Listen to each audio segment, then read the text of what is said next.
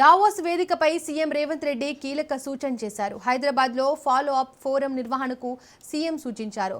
Join the rise కార్యక్రమంలో Telangana vision ప్రదర్శించారు. Telangana AI innovation hub ను ఆవిష్కరించారు.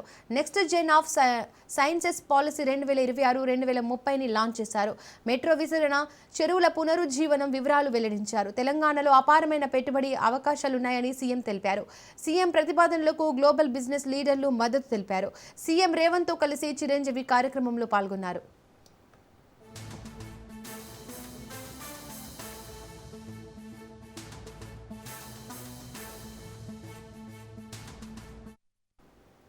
మరింత సమాచారం మా ప్రతినిధి సునీల్ అందిస్తారు. సునీల్, ముఖ్యమంత్రి రేవంత్ రెడ్డి దావోస్ పర్యటన రెండో రోజు కూడా బిజీగా కొనసాగుతుంది. నిన్న జరిగినటువంటి దావోస్ పర్యటనలో కీలక అంశాలపై కూడా అది ముఖ్యమంత్రి రేవంత్ రెడ్డితో పాటు మంత్రులు పొంగులేటి శ్రీనివాస్ రెడ్డి, మరోవైపు మంత్రి శ్రీధర్ బాబు ముగ్గురు కూడా పార్టిసిపేట్ చేసింది. అనేక కంపెనీ సీఈఓలతోని, కంపెనీల ప్రతినిధులతోని చర్చించి కొన్ని కీలక ఒప్పందాలు కూడా చేసుకున్నది కూడా సమాచారం తెలుసు. ఇక ఈ రోజు కూడా ముఖ్యమంత్రి రేవంత్ రెడ్డి దావోస్ పర్యటన రెండో రోజు కొనసాగుతూ ఉంది. ఈ రోజు వరల్డ్ ఎకనామిక్స్ ఫోరం సంబంధించినటువంటి సదస్సులో ముఖ్యమంత్రి రేవంత్ రెడ్డి పార్టిసిపేట్ చేసింది. ముఖ్యమంత్రి రేవంత్ రెడ్డితో పాటు ప్రత్యేక ఆకర్షణగా మెగాస్టార్ చిరంజీవి కూడా దావోస్ పర్యటనలో కలుసుకోవడం జరిగింది.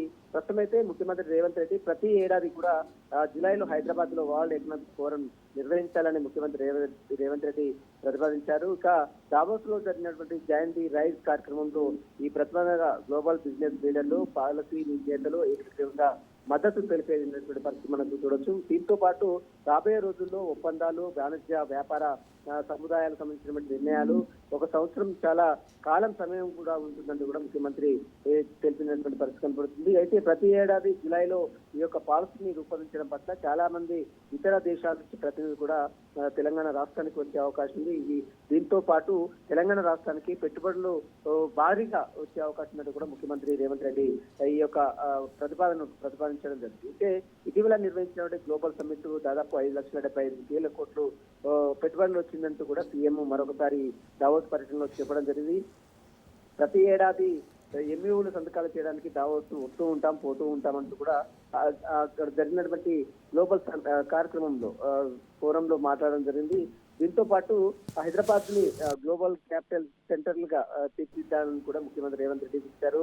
మూసీ పునర్జీవనం సంబంధించిన అంశాలు కావచ్చు, రివర్ ఫ్రంట్ అభివృద్ధికి సంబంధించిన అంశాలు కావచ్చు, ఎకనామిక్స్ సంబంధించిన అంశాలపై కావచ్చు, అనేక అంశాలపై కూడా ముఖ్యమంత్రి రేవంత్ రెడ్డి దావోస్ లో ప్రస్తావించిన పరిస్థితి. భవిష్యత్ తరాలకు అనుగుణంగా 30,000 ఎకరాల్లో భారత్ ఫ్యూచర్ సిటీలో ఏర్పాటు చేస్తున్నటువంటి నిర్మిస్తున్నటువంటి ఫ్యూచర్ సిటీ నిర్మిస్తున్నట్లు అక్కడ ఉన్నటువంటి అధికారులకు ముఖ్యమంత్రి రేవంత్ రెడ్డి చెప్పడం జరిగింది. ఇందులో 50% కంటే ఎక్కువ గ్రీన్ కవర్ ఉంటుందంటూ కూడా ముఖ్యమంత్రి రేవంత్ రెడ్డి. ఎందుకంటే ఇటీవల కాలంలో ఆ ఫ్యూచర్ సిటీలోనే దాదాపు గ్లోబల్ సమ్మిట్ కార్యక్రమాన్ని ఏర్పాటు చేశారు. 30,000 ఎకరాల్లో ఫ్యూచర్ సిటీలో అనేక వాణిజ్య సముదాయాలు, వ్యాపార సముదాయాలు కూడా ఏర్పాటు చేస్తున్నాము. అద్భుతంగా ఆ యొక్క ఫ్యూచర్ సిటీని డెవలప్మెంట్ చేస్తున్నాం కాబట్టి ఇతర దేశాల నుంచి పెద్ద ఎత్తున మీరందరూ కూడా పార్టిసిపేట్ చేయాలి, ఇక్కడ తెలంగాణ రాష్ట్రంలో పెట్టుబడులు పెట్టాలంటూ కూడా ఈ రోజు జరిగినటువంటి దావోస్ సభలో ముఖ్యమంత్రి రేవంత్ రెడ్డి మాట్లాడినటువంటి పరిస్థితి ఉంటుంది.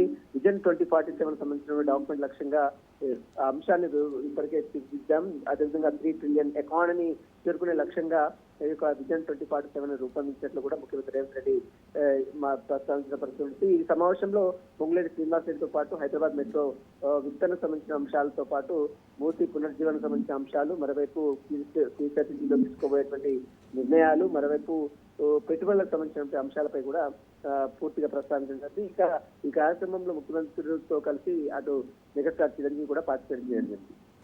Right Sunil, thank you.